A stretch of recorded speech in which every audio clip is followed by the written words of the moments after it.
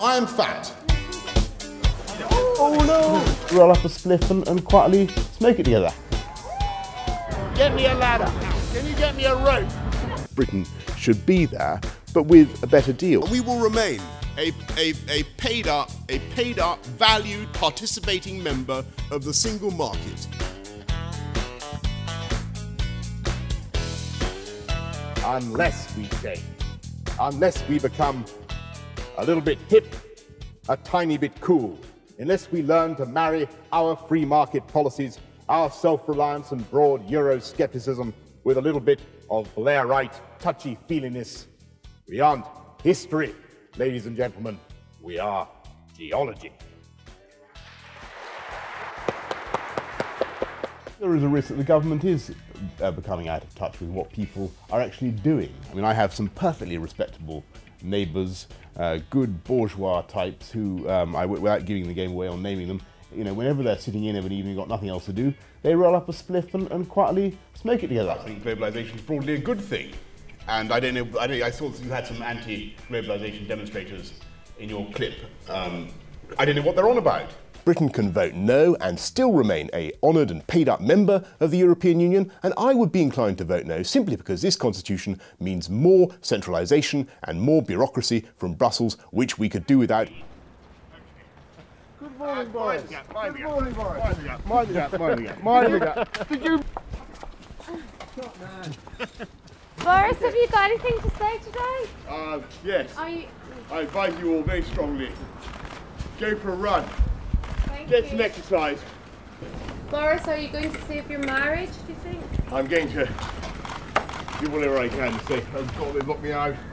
Oh no. Do you think it's unfair that you've been removed from the front bench? I think all is for the best and the best of all possible worlds. And I wish you a great morning. I am fat. You're not fat. I am fat. No, I think the word fat has. We're in danger of airbrushing the word fat out of the English language. Thank you very much, Eric, and thank you, ladies and gentlemen. It's a great, great joy to be here in Swindon, one of the few places, of course, in the British Isles that I have not yet insulted.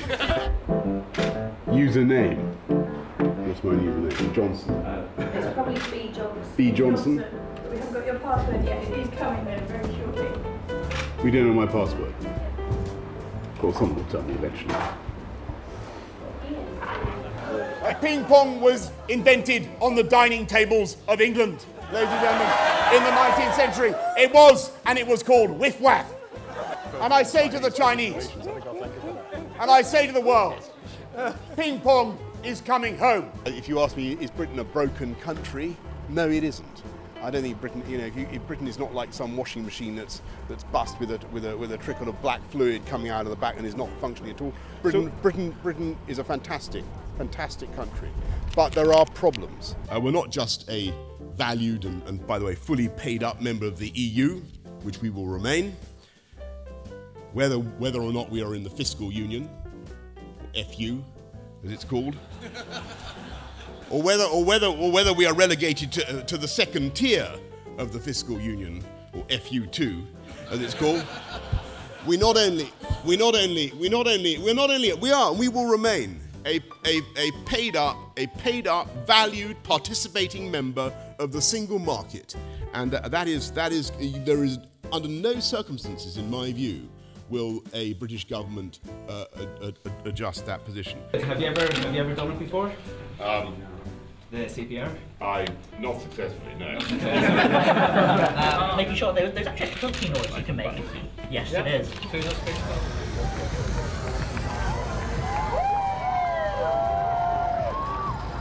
Yes!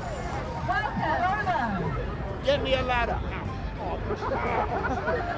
Can you get me a rope?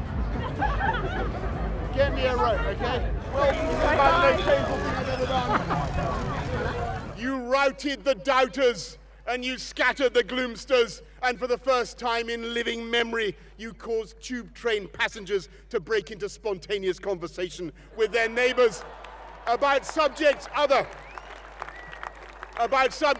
than their trod-on toes. I've just been in India, which is why I'm wearing this thing.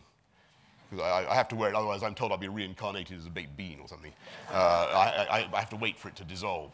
I think David Cameron's got it exactly right. This is a big chance now for us to get a great deal for Britain, which would mean lopping off some of the brambles that have grown up around the European project, but keeping us firmly in the single market. That's what I think the overwhelming majority of people want. It's fundamentally not just in the interests of this country, but of the whole European Union that Britain should be there, but with a better deal. I think that there is a very valid future for this country, not in the EU. It's not my preference. My preference, because I think there are some downsides, and what happens, of course, if you voted to go out, there'd be a lot of plaster would come off the ceiling. No mention of the fact the Cornish pasty he was handed is protected by EU status. The pasty of independence. My views are very simple. I think that what Donald Trump had to say about excluding Muslims from America was deeply un-American. So when you're Prime Minister and he's President, that's not going to be an awkward meeting? That is too high. You're piling a pillion of improbability on an ossa of, unlikelihood. EU support for fresh asparagus and EU farming budgets will be unaffected. She was simply teaching people journalism, as I understand it. Yes, of course, I apologise for the distress, for the suffering that has been caused by the impression that I gave that the government believed, that I believed, that she was there in a professional capacity. She was there on holiday. Of course I retract any suggestion that she was there in a professional capacity. It was wrong of me to say that she was there in a professional capacity. She was there on holiday, and I apologise again. I read in my Financial Times this morning that no incoming leader has ever faced such a daunting set of circumstances, it said. Well, I look at you this morning and I ask myself, do you look daunted? Do you feel daunted? I don't think you look remotely daunted to me. And I think that we know that we can do it, and that the people of this country are trusting in us to do it, and we know that we will do it. And we know the mantra of the campaign that has just gone by. In case you've forgotten it, you probably have. It's always a couple of. It is deliver Brexit, unite the country, and defeat Jeremy Corbyn. And that is what we're going to do. We're going to defeat Jeremy Corbyn.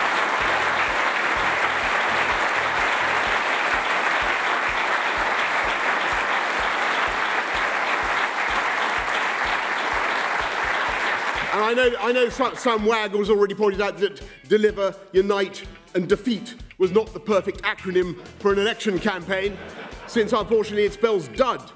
But they forgot the final E, my friends. E for energize. And I say to all the doubters, dude, we are going to energize the country. We're going to get Brexit done. I have just been to see Her Majesty the Queen, who has invited me to form a government, and I have accepted. I pay tribute to the fortitude and patience of my predecessor and her deep sense of public service. But in spite of all her efforts, it has become clear that there are pessimists at home and abroad who think, after 3 years of indecision, that this country has become a prisoner to the old arguments of 2016. And in this home of democracy, we are incapable of honouring a democratic mandate. And so I am standing before you today to tell you, the British people, that those critics are wrong. The doubters, the doomsters, the gloomsters, they are going to get it wrong again. The people who bet against Britain are going to lose their shirts, because we're going to restore trust in our democracy. And we're going to fulfil the repeated promises of Parliament to the people and come out of the EU on October the 31st. No ifs or buts. We, in this government, will work flat out to give this country the leadership it deserves. And that work begins now. Thank you very much.